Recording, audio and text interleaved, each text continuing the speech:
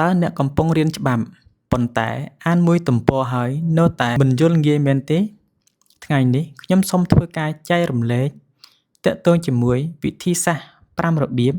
ដើម្បីឲ្យអ្នកទាំងអស់គ្នាដែលជាអ្នករៀនច្បាប់ងាយយល់ជាងមុនទី1អានឲ្យយល់មិនមែនអានដើម្បីឲ្យឆាប់ចប់នោះទេ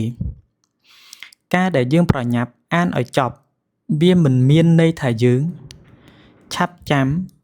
ឬយល់នៅខ្លឹមសារទាំងនោះទេតែដើម្បីឲ្យងាយយល់យើងត្រូវបែងចែកជាផ្នែកដោយយល់ពីខ្លឹមសារថាតើល្បះនឹងគេចង់និយាយអំពីអ្វីផ្ដោតទៅលើរឿងអ្វីទី2សរសេរពាក្យងាយ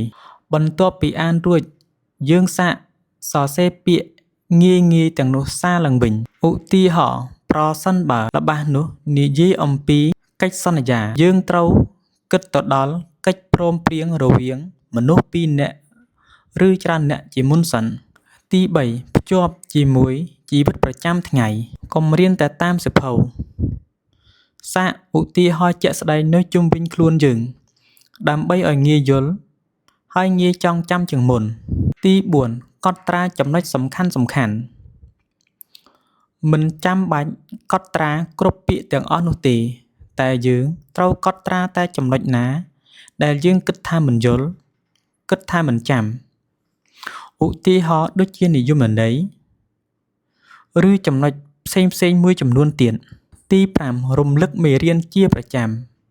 បើគ្រាន់តែរៀនហើយយើងមិនរំលឹកជាប្រចាំទេវាមិនប្រាកដថាយើងចេះ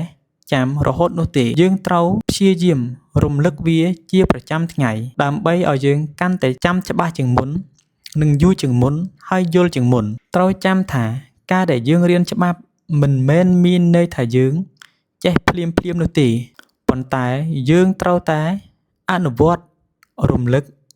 អានជាប្រចាំពីចំណុចតូចដើម្បីឲ្យយើងចាំជាងមុនទាត់ជាងមុនបើបងប្អូនគិតថាវីដេអូនេះមានប្រយោជន៍សម្រាប់បងប្អូនសូមកុំភ្លេចចុច Like Share Subscribe ដើម្បីទទួលបានវីដេអូថ្មីបន្ត